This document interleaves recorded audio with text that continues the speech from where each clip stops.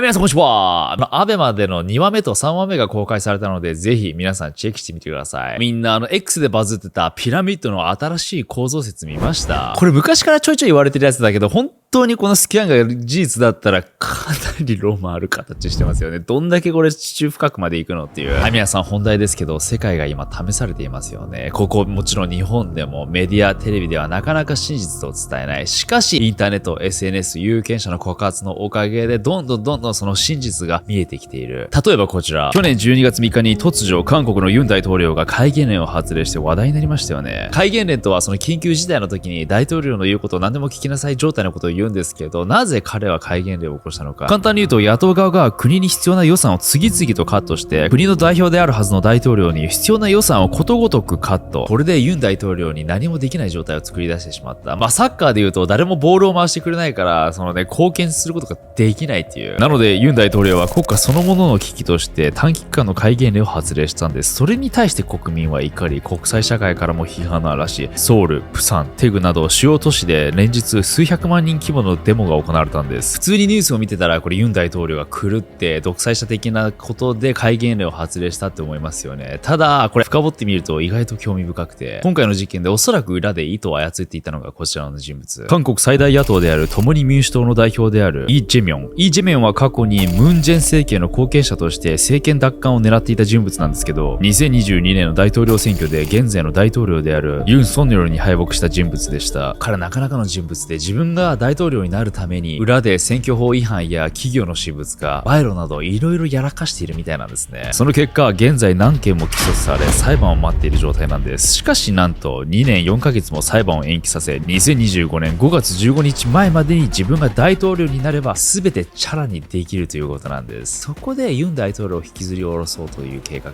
その目線で見るといろいろ分かってきますよね。どうやらその韓国の政治はね、そのムンジェン時代ぐらいからもう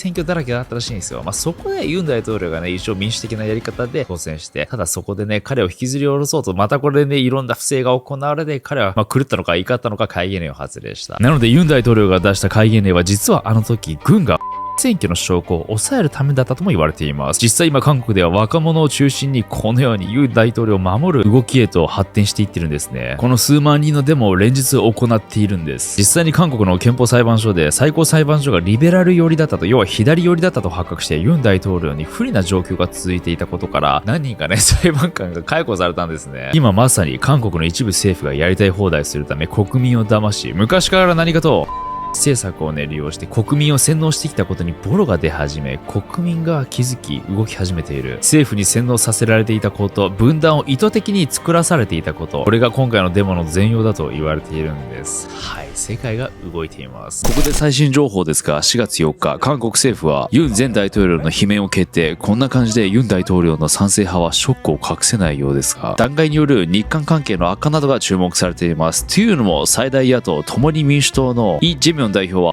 と言われてて、過去にあったノージャパン運動みたいに日本との政治的な問題が増えるのではないかと言われています。また、ユン大統領罷免に伴う次期大統領選挙を6月3日に行うことが決定しました。もちろん韓国だけではなく、ここ日本でも動いてますよね。財務省解体デモ。2025年2月21日午後5時、霞が関の財務省前に多くの市民が集まり、財務省解体を求めるデモが行われました。デモには学生から高齢者といって幅広い層が集結して、主な主張は増税ばかりで生活が苦しい、財務省の政策が経済成長を妨げているというね。そんな中、YouTuber やインフルエンサーが報じたことが大きく話題になって、そして3月14日には再び全国的にデモが行われ、立花孝志氏が襲撃される事態に、そこで警察がね、殺人未遂犯を取り締まらないという意味のわからない映像が出回って、冷静にやばい光景だったよね。医者が目の前で患者を治療せずに死なす。先生が授業をしないで生徒を放置。シェフが料理をせずただキッチンに棒立ち。汁男優が出さずにただ立っているレベルの唯一仕事をしなかった意味のわからない光景。このデモがそもそも起こったきっかけは、103万円の壁の引き上げ問題。昨年ね、2024年11月に政府が103万円の壁を178万円までに引き上げることを検討して、一時的に合意してはいたものの、結果的に178万円という金額では、税収減収による財政悪化を招きかねないという理由で、代案として123という、ちょっとだけ先っちょだけよみたいな感じで金額を出しました。ただこれ本当に103万円の問題だけでみんながこれデモを起こしてるのか。いやいや、そうとは思えないですよね。実はね、この日本っていう国はみんなが成長しないよ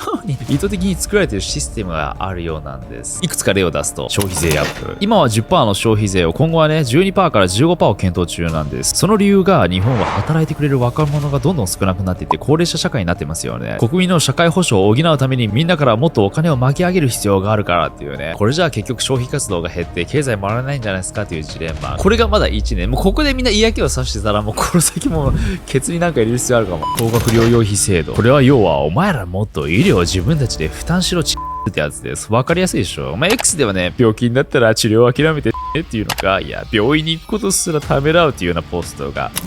年金をもらえる年齢が60歳から65歳と引き上げられている問題。要は、より死に近づいたタイミングでお金支給しますよってことですからね。遺族年金。今まで子供のいない女性で30歳以上は遺族年金を生涯受け取れたんですけど、今は共働きの社会ですよね。男女ともに60歳以下の場合は、たった5年の有限給付。お前らどうせ2人とも働いてんだから、どっちかでも変わらないでしょっていう。これを見てわかるのは、日本は国民を完全にどん底には突き落とさないものの、かといって豊かにもせず、絞り取れるものはしっかり絞り取るという、まるで沈まない程度にギリギリ浮かせておく絶妙なバランス術を展開しています。これは外国のためなのか、あるいはね、官僚がね、懐に入れておくためなのか、あるいは来たる戦争に向けての準備なのか。2027。今実は水面下で2027年に向けて大規模な戦争が勃発するとアメリカの関係者が口にしているんです。それは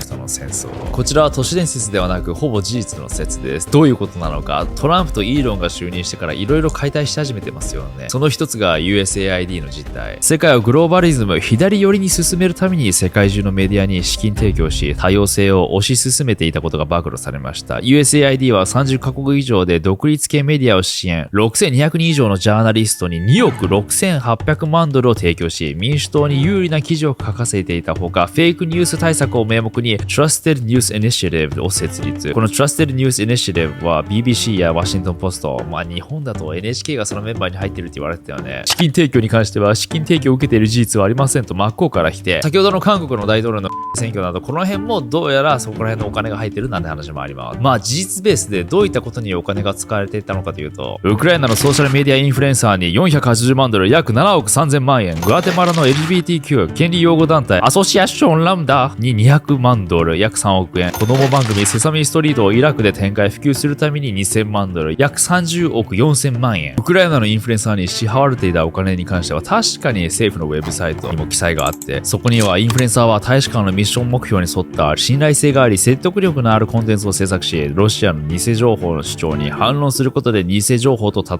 と書かれていて、また噂されているのが、彼らは CIA のフロント組織で各国に CIA の工作員を送り込み、彼らの思い通りに各国が動くように操っていたということが暴露された。もしこれが本当だったら、辻褄がいろいろ合う出来事があるんです。そのことを暴露しているのが、アメリカ経済学者のジェフリー・サックス。2025年2月19日に欧州議会で冷戦から現在に至るまでアメリカとイスラエルの単独破棄について語ったんです。これがかなり衝撃的ってわけじゃないのかもしれないけど、俺らなんとなく裏ではしてたのかもしれないけど、ここまではっきりと語ってくれたのは、なかなかレアなんじゃないでしょうか。彼は欧米諸国で経済戦略や、実際に政策を立ち上げるなど、ド中心のキーパーソンだったんですよ。なので、その内部の現場の情報を知っているんですよ。そんな彼が語った衝撃的な内容は、2001年の後、NATO のヨーロッパ連合軍最高司令官ウェスリー・クラークがペンタゴンに行き、5年間で7つの戦争を行うことが記載された報告書を目にします。レバノン、イラク、シリア、ソマリア、スーダン、リビア。何のために？それはイスラエルの首相ネタニエフが計画するグレートイスラエルのためです。この計画はイスラエル国家を拡張し、隣国パレスチナで仲良くするのは許さないから一方的に破滅させ、略奪し、大国イスラエルを樹立するということ。つまり周囲のパレスチナの国家を崩壊させることを意味しているんです。過激でしょ。宗教戦争ってそういうことだもんね。その実行部隊が、アメリカです。辻褄がいろいろあっていきます。の作戦。CIA が裏でテこ入れをして、を意図的に持っていくんですね。破滅にそして追いやると。アメリカがこれを行っている理由は、俗に言う、という存在がいるじゃないですか。これはね、アメリカの新自由主義、ネオコンと呼ばれる人たちで、そのシンクタンクがね、アメリカ新世紀プロジェクトという組織があり、そこの人たちはほぼ人で構成されているらしく、思想が植え付けられているんですね。なので、中東のあの辺を完全にイスラエル国家にしようという計画に彼らも乗っている。ただね、俺さっきさ、7つの戦争5年間って言ったじゃん。さっきのね、国々、6つしか僕挙げてないんですよ。残りの最後、1つ、7つ目のやつはイランです。ただ、イランといえば核開発国で背後にはロシアや中国がいます。そう簡単には転覆できないのがわかりますよね。実はこれね、トランプも第一政権の時にちょっとね、そこに加担してしまった出来事があったんですね。彼、今回も述べてますけど、実際ね、ホワイトハウスに入って、周りの人たちがだいぶネオコンっていうか、彼らよりの人たちにだったことを気づかず行っていたんですね。なのでうまく政策が通らず、ユン大統領みたいな感じになっていたっていう。なので今回すぐもういろんな人をクビにしたでしょ。そういったことなんですけど、その彼らがね、第一政権の時にやらかしてしまったのが、イラン軍司令官ソレイマニのあったよね。これでね、ちょっと一時的に危機的な状態にはなったそうなんですけど、なんとか持ちこたえた。もちろん5年間で7つの戦争っていうのはうまくいってないんですね。うまくいってないとはいえ、シリアのね、アサド政権が転覆であったでしょ、ああいったニュース。なので着実に進んではいるんですよ。進んではいるけど5年間ではないっていう。そして彼らが新しく口にしているのが、2027年までに中国と戦争。これ結構ガチっぽいんです。最新情報ですが、台湾有事に関するニュースが分かりやすく出てきました。3月14日に台湾を囲むような軍事演習を中国が行いました。異例の過去最大規模です。そして台湾有事を懸念して沖縄の離島から避難計画を発表。住民12万人を6日間で避難させる計画、かなり具体的。中国抑止に日本は不可欠なパートナー。自衛隊総合作戦司令部発足。陸海空自衛隊を一元的に指揮。なんと戦争の足音が確実に近づいてきているんです。どうやら今世界が戦争に向けて準備しているのはこのことなんだそうです。中国が2027年に戦争の準備が整うらしく、また習近平の3期目から4期目に移り変わる時期です。ホワイトハウス内部では全員がこの準備に進めているとサックスは語っています。Everyone is talking about war with China in Washington by 2027. And it's so weird.